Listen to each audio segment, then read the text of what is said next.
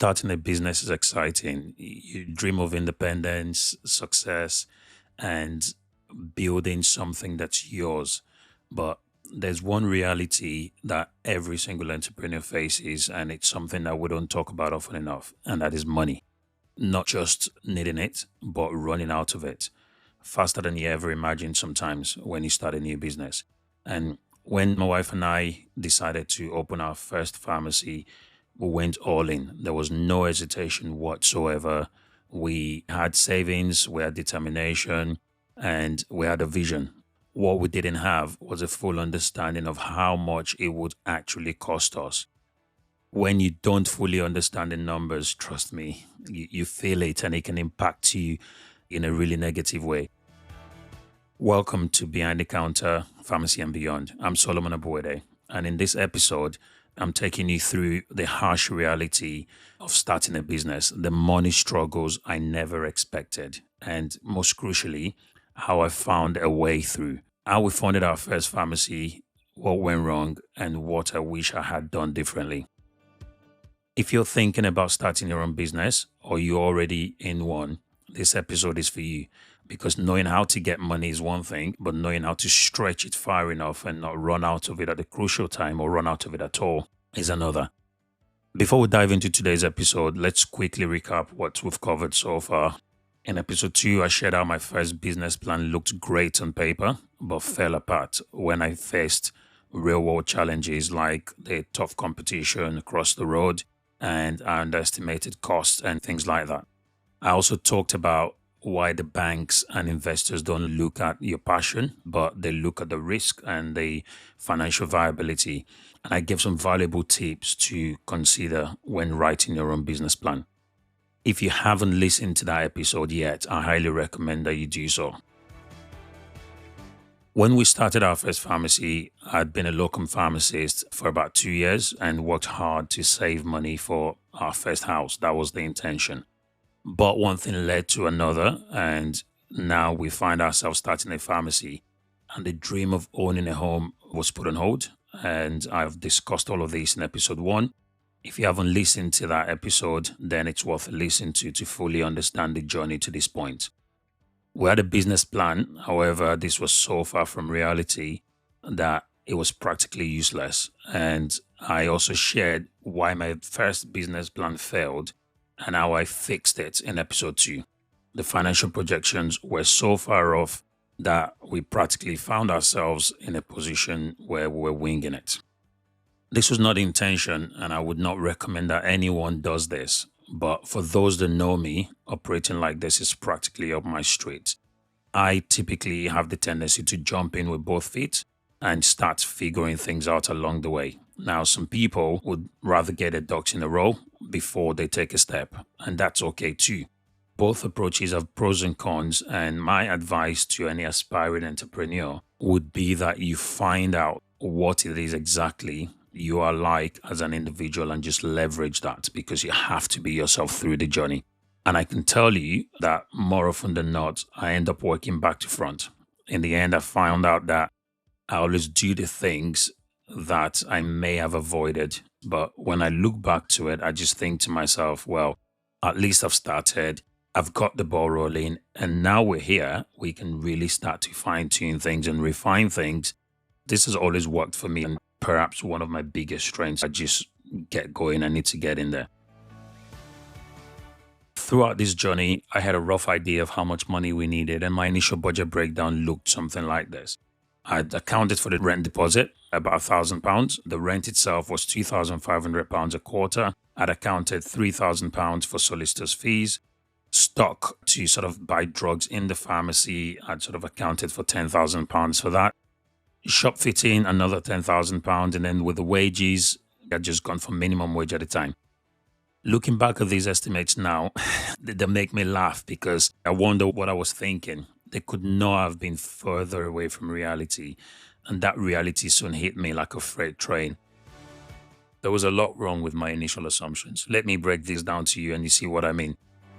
Before I do that, it's worth noting that the 6 areas I've mentioned above, deposit, rent, solicitors' fees, stock, shop fitting, and wages, are just a tiny fraction of what it actually takes to run a business. I've just picked these out as key areas that I felt was important to us at the time when I look back at it. The rent and the deposit were practically the only things that we got right. They were nice and simple, pretty straightforward. We need the exact figures for those. They were agreed in advance and they were cast in stone. We had £1,000 deposit that was paid before we even started, and the rent was the rent. We knew what the rent was going to be for the first 5 years of the lease. And I felt very, very happy with myself. And, I felt smart enough to know that I had to budget for a year's worth of rent, and that wasn't an issue. Solicitors' fees, we had budgeted £3,000, and this was the first real shock. The actual cost was about £7,000. That was more than double of what we'd budgeted. I've got to admit that when I look back at it, I was pretty happy to have paid that amount of money. £7,000 felt like little money to pay because it was the little things for me. Things like negotiating a break clause in the lease. When we started out, we had a 15-year lease that the landlord was proposing, and the landlord solicitor had not put in an initial clause or break clause. Obviously, they weren't going to do that. They didn't want us to be able to leave at some point, but our solicitor was able to negotiate that on our behalf. And we had I think it was a 3-yearly break clause that only we could pull out from. So the landlord couldn't pull out. And at the end of the term as well, only we could walk away. We had an automatic right to renew. So things like that was really important and made it really worth it, because what that meant was if it wasn't working in 3 years, we could walk away. But if it was working, then we knew we were there for 15 years and beyond if we wanted to. The next part was the stock. With the stock, we budgeted £10,000. In all honesty, I don't even know where the estimate of £10,000 had come from. I suppose it's one of those things that you do not see because you're not in it, and you wouldn't know until you start to work within it. Our actual costs of drugs at the start were around £40,000 to stock up the shelves. And we spent a further £20,000 to £30,000 each month to replenish stock. I remember asking some of our staff recently how much they thought that would spend on medicines in a particular branch each month, and the answer caught me off guard. They said there was between £9,000 and £10,000 a month. In all honesty, that was me 14 years ago, but what they didn't realize that it was way more than that. And that puts it into perspective. If you're not in it and you're not close to the numbers, then you wouldn't really appreciate what these things cost. The actual reality is that drugs in the pharmacy is going to be majority of your cost, and the average pharmacy will spend approximately 70% of the revenue on drugs. And the crucial aspect of this is that you have to stock up your shelves first and hope that people come in with prescriptions for you to dispense. If you do not dispense the medications that you have on your shelf, then you do not get paid by the NHS. And as you can imagine, that's potentially a lot of money that you've just got sitting on the shelf. And most pharmacies would have to do that when they start off. The next part that we got wrong was the shop fitting. Now, this was an interesting one. We budgeted £10,000 for shop fitting. And the location that we got, the shop, was an old DIY store. And after that, it became an estate agent just before we took over. So it was an empty shop. It had a table and a chair in it, and we basically had to turn it into a pharmacy. We had to put shelves up and countertops. I reached out to multiple shop fitting companies to get a quote, and the first quote landed in my inbox.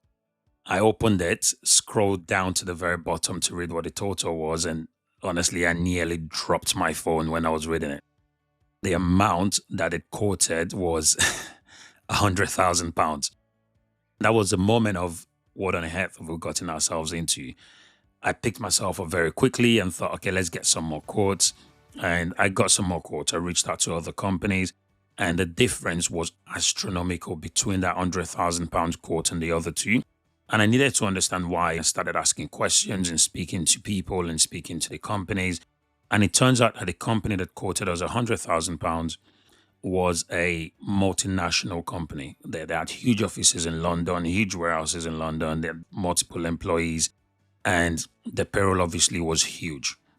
They had huge overheads, and this was definitely reflected in the quotations. But what we did was we ended up with a local shop fitting company. The owner was part of the guys that came out to get the quote, and the owner came out to fit himself with a couple of other people. And it was a much smaller business with fewer overheads. And they came in at approximately £18,000 at the time. Honestly, they did a fantastic job. All of the shelves and countertops they put up then, 14 years later, are still standing strong. They were not the cheapest though. We could have gotten it done for about £12,000.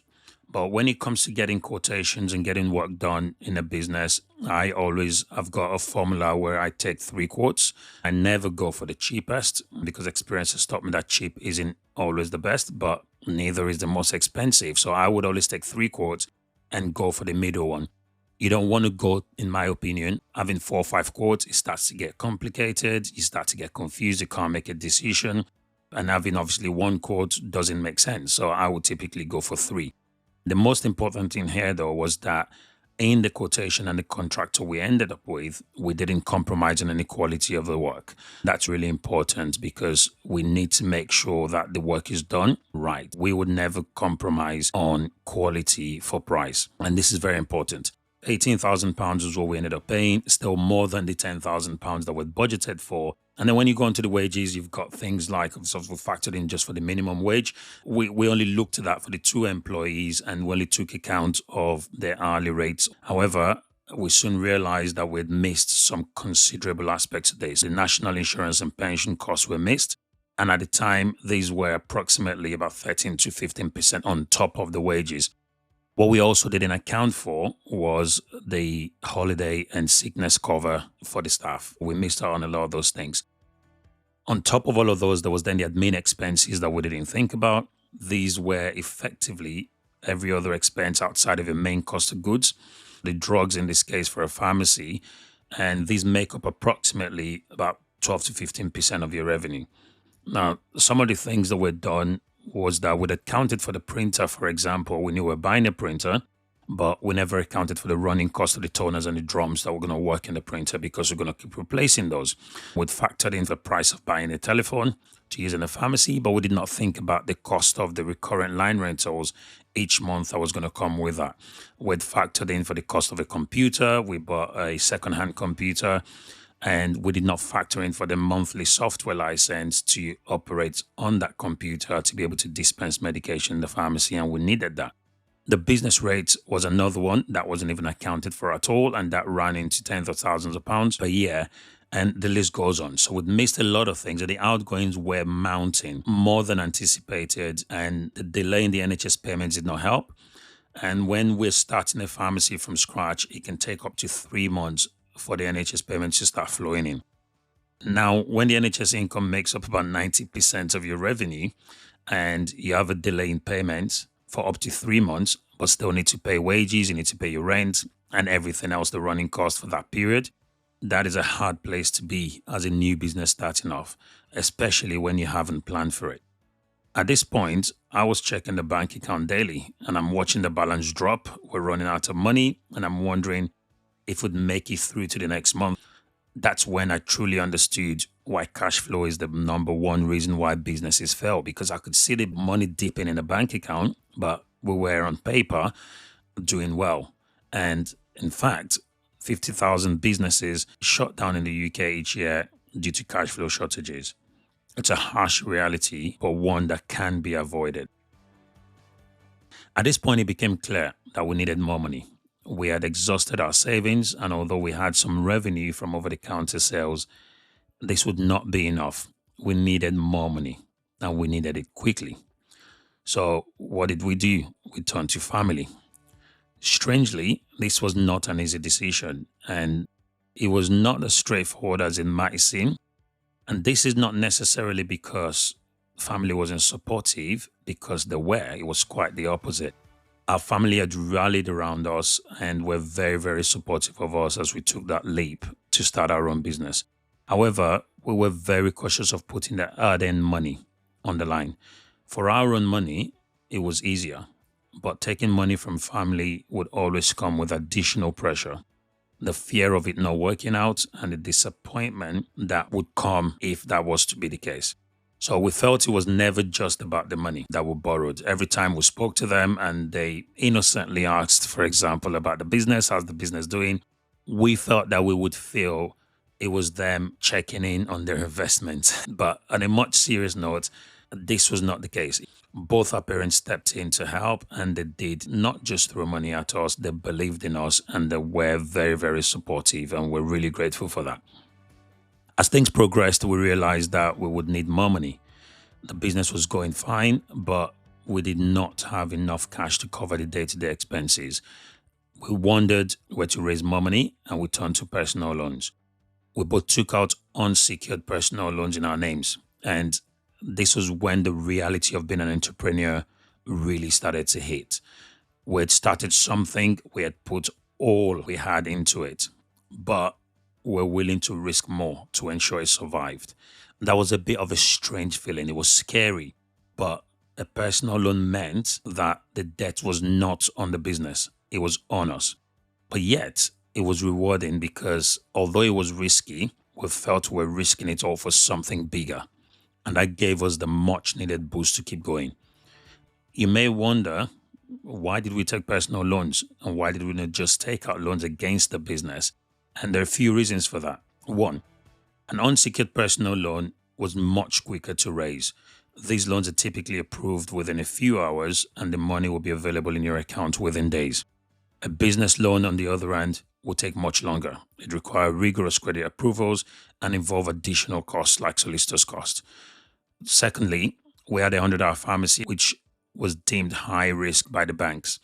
A loan application for a brand new business with a 100-hour contract that only just started trading for a few months would have most likely been declined at the time. And thirdly, although getting a business loan would have given us access to a lot more cash, we deliberately decided not to over leverage the business so early on and wanted to live within our means. So we had to think of how to stretch our money. And how did we do that? We had to figure out how to keep the back door shut effectively. So we're working on the revenue, we're doing everything great, bringing the money in, but we had to reduce our expenses and cut costs. And some of the ways we did that was we started to do many things ourselves instead of paying contractors to come in to do them. There were a lot of DIYs that was done in the early days. We bought second-hand versions of everything we could buy a second-hand version of instead of going brand new.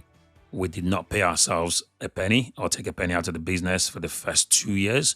And every penny that we earned and made was reinvested back in the business to ensure that we had a solid foundation. One of the most crucial things we did was we started approaching suppliers and negotiated extended credit terms, the drug suppliers. Surprisingly, we had a couple of suppliers agree to a 60-day credit term. This was a game changer for us.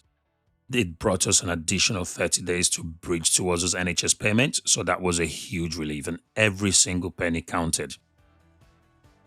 Here are some of the lessons that I've learned over this journey. The first one is to have a solid financial forecast.